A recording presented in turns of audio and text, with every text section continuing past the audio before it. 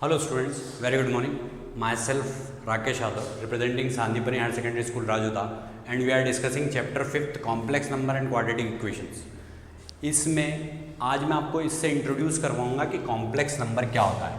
तो complex number से पहले मैं आपको ये बता देना चाहता हूँ कि अभी तक आप जो इक्वेशन सॉल्व करते थे उन इक्वेशंस में इस टाइप की कंडीशंस को आपने कभी भी सॉल्व नहीं किया। द सिचुएशंस लाइक दिस, अगर इस टाइप की कोई सी इक्वेशन होती है तो उसको आप ऐसे लिखते हैं x square is equal to -1 और फिर यहाँ x is equal to root में -1 लिख देते हैं। तो x is equal to root में -1 जब आ जाता था तो आप यहाँ पर बोल देते थे कि जिस टाइम ये डिस्क्रिमिनेंट बी स्क्वायर -4ac जो है ये लेस देन 0 होता था तो आप इसको सॉल्व ही नहीं करते थे।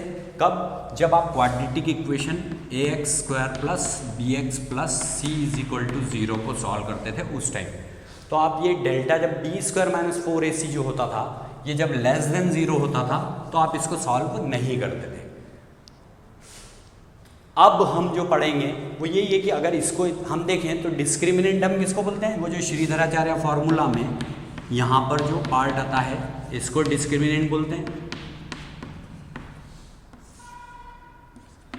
और ये लेस देन 0 वाली कंडीशन जो होती है इसको हम बोल देते हैं कि ये इमेजिनरी रूट से, पहले हम ऐसे बोल देते थे और फिर इसको छोड़ देते थे यहाँ तक सॉल्व करने के बाद में कि यहाँ इमेजिनरी रूट्स हैं तो फिर इसको हम सॉल्व नहीं करते थे। लेकिन जब हम कॉम्प्लेक्स नंबर और क्वाड्रेटिक इक्वेशन वाले पार्ट में आते हैं तो ये x is equal to root -1 मतलब ये इस वाले पार्ट को हम बोलते हैं कि x इज इक्वल टू ये i है। तो ये i है मतलब ये इमेजिनरी नंबर है। तो इस टाइप से जब हम इस i को डिनोट करते हैं मतलब ये i क्या है? रूट -1 को डिनोट करता है। ये रूट -1 को डिनोट करता है और फिर जब हम i स्क्वायर निकालते हैं तो ये रूट ऑफ -1 का स्क्वायर होता है। तो फिर हम इसको i बोल देते हैं, सॉरी इसको -1 बोल देते हैं और फिर अब जब हम i क्यूब निकालते हैं तो फिर हम बोलते हैं i square into i, then it will be equal to -1 into i, then it will be equal to -i। Then if we want to find out the value of i raised to the power 4 then it will be equal to i square means it will be equal to -1 whole square, so that will be equal to +1। मतलब इस type से जब हम imaginary quantities को solve करते हैं तो इनके सॉल्यूशंस आते चले जाते हैं। और क्वाड्रेटिक इक्वेशन में अगर हमारे पास ये इमेजिनरी रूट्स वाली कंडीशन भी आती है तब भी हम इसको सॉल्व करते हैं। तो ये कहलाता है कॉम्प्लेक्स नंबर और quadratic equation related to complex number.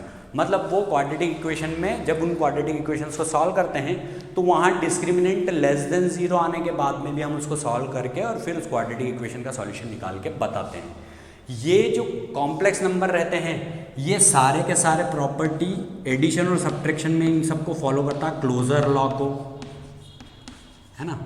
उसके बाद में क्लोजर लॉ आपको पता होगा कि Z1 और Z2 अगर दो कॉम्प्लेक्स नंबर होते हैं तो उन दोनों को ऐड करने के बाद में या उन दोनों को मल्टीप्लाई करने के बाद में तो क्लोजर लॉ मल्टीप्लिकेशन के लिए भी और एडिशन के लिए भी वो फॉलो होगा। अगर हम उसको ऐड करें तो भी कॉम्प्लेक्स नंबर आएगा, अगर हम उसको मल्टीप्लाई करें तो भी कॉम्प्लेक्स नंबर आएगा।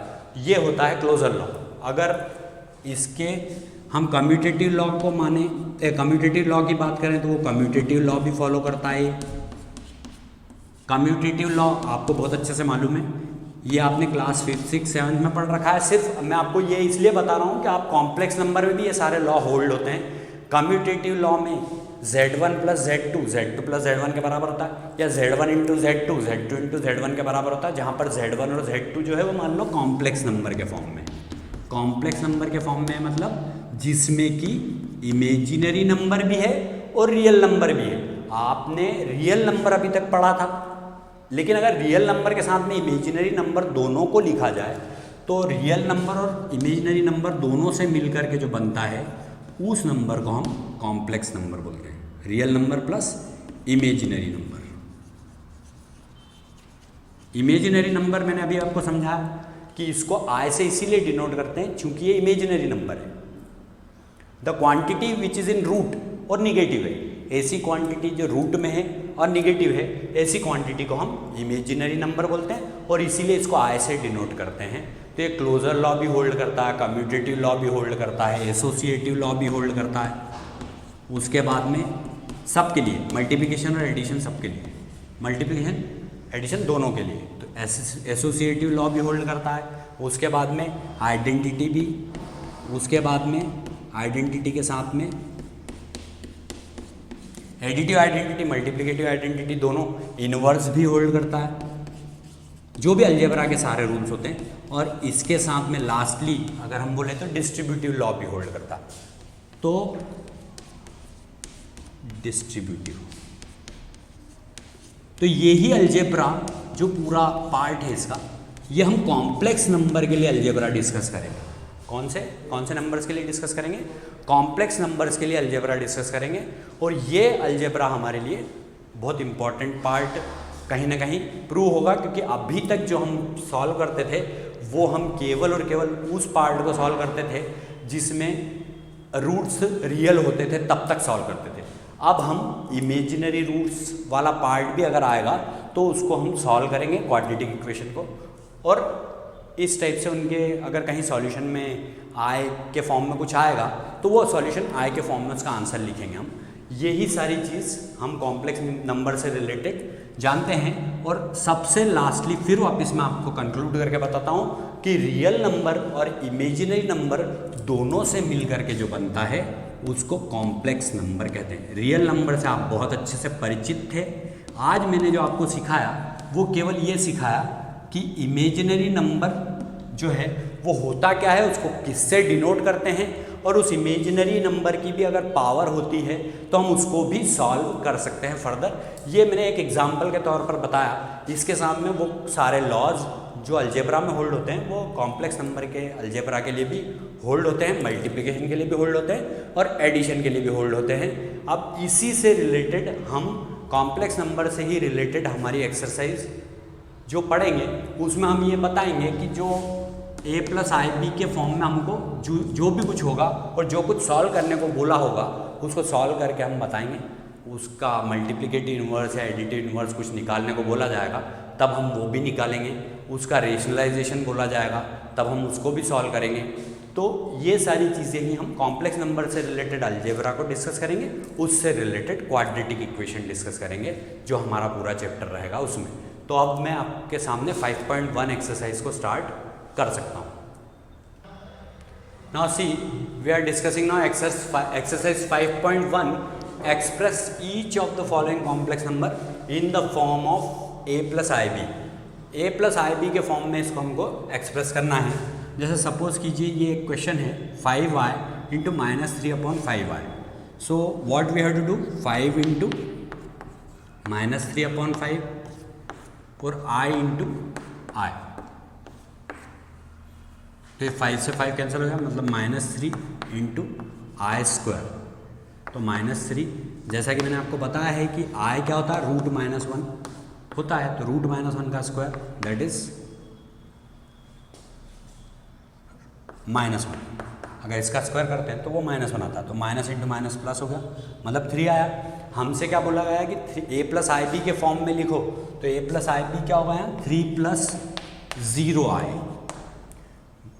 वेयर अब ये यहाँ पे क्या है, a प्लस आई बी के फॉर्म में, मतलब यहाँ पे a जो है वो 3 है और b जो है वो 0 है, मतलब इमेजिनरी नंबर का कोएफिशिएंट 0 है। आप चाहें तो आपके आंसर को यहाँ पर भी छोड़ सकते हैं और ये a प्लस आई बी के फॉर्म में अगर पूरा एक्सप्रेस करना चाहें तो ये पूरा एक्सप्रेस कर दिया आपने a प्लस आई बी के फॉर्म में, जहाँ पर a की वैल्यू 3 है और b की वैल्यू 0 है, क्योंकि i का कोएफिशिएंट यहाँ पे कुछ नहीं है, यहाँ i वाली कोई क्वांटिटी नहीं थी। That's why we have written it 0i। Now see question number 2, it is i plus i raised to the power 19। तो इसको हम कैसे लिख सकते हैं, i plus i 18 into i।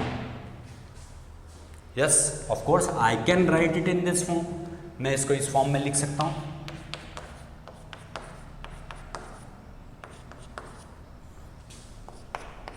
देखिए कैसे, I raised to the power 18 into I means it is the power is 1 here, so 18 plus 1 is 19 only, so it will be written as I plus I square raised to the power 9 into I। मैं इसको ऐसे लिख सकता हूँ because it is 2 9 18। अब मैं अच्छे से जानता हूँ कि I स्क्वायर की वैल्यू क्या होती है, -1 होती है। अब आपको ये दिमाग में बिठा लेना हमेशा के लिए कि the value of I square is equal to -1।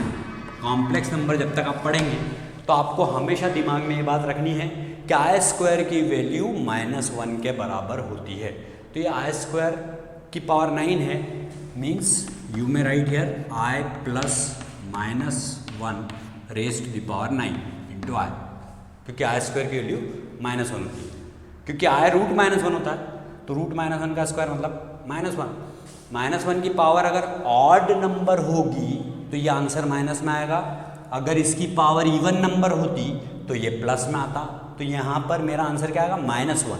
तो इसको जब सॉल्व करूँगा तो ये हो गया आई -1 आई, तो मतलब ये वही हुआ 1 आई -1 आई, मतलब दोनों कैंसिल हो गए तो 0। तो 0 रिजल्ट आया, मतलब इसको मैं ऐसे लिख सकता हूँ 0 + 0 आई, where a is equal to also 0 and b is equal to also 0, where a is equal to 0 and b is equal to 0। यहाँ a और b दोनों 0 है। आप आंसर यहाँ पे भी लिख सकते हैं, यहाँ पे भी लिख सकते हैं, दोनों आंसर चलेंगे। आप a + ib के फॉर्म में पूरा आइडियल फॉर्म में बताना चाहते हैं तो इस टाइप से लिख सकते हैं इसको। After this you see question number 3। सबसे पहला काम ये होता है कि कोई इमेजिनरी नंबर आपको अगर नेगेटिव पावर में दिया गया है, so first of all you bring it in positive power. सबसे पहले आप उसको क्या करोगे, उसको पॉजिटिव पावर में लाओगे। तो ये आई की पावर -39 है, अगर इसको मैं पॉजिटिव पावर में लाना चाहता हूँ तो मुझे इसको क्या लिखना पड़ेगा 1/i⁻39। तो ये पावर पॉजिटिव हो गई। अब जब ये पावर पॉजिटिव हो गई तो अब मैं इसको कैसे लिख सकता हूँ 1/। इसके बाद में मुझे क्या ध्यान रखना, what I have to remember after this, कि मुझे इसको पहले इवन नंबर के फॉर्म में लिखना है। किस नंबर के फॉर्म में, इवन नंबर के फॉर्म में। तो इवन नंबर के फॉर्म में अगर मैं लिखना चाहता हूँ तो it will be i⁻38 into I, जैसा कि मैंने यहाँ किया था। तो ये क्या हो गया 1/i² की पावर 19। इसके बाद हमेशा आपको इसको, क्योंकि इवन नंबर के फॉर्म में आ गया तो then you will have to express it in the form of i² always. So it will be i² raised to the power 19 into I. So i² value is what? You know very well. i² I have told you already that it is -1.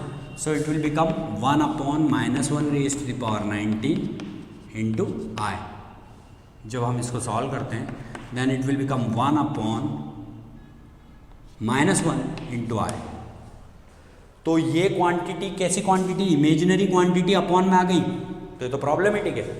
फिर हम इसको क्या करेंगे, इसको rationalise करेंगे, मतलब आई से into और आई से डिवाइड। हमने क्या किया यहाँ, आई से मल्टीप्लिकेशन और आई से डिवाइड क्यों किया, what is the reason. Reason ये है कि डिनोमिनेटर में रूट वाली कोई सी भी क्वांटिटी नहीं होनी चाहिए, तो इसको रेशनलाइज करना ज़रूरी हो गया।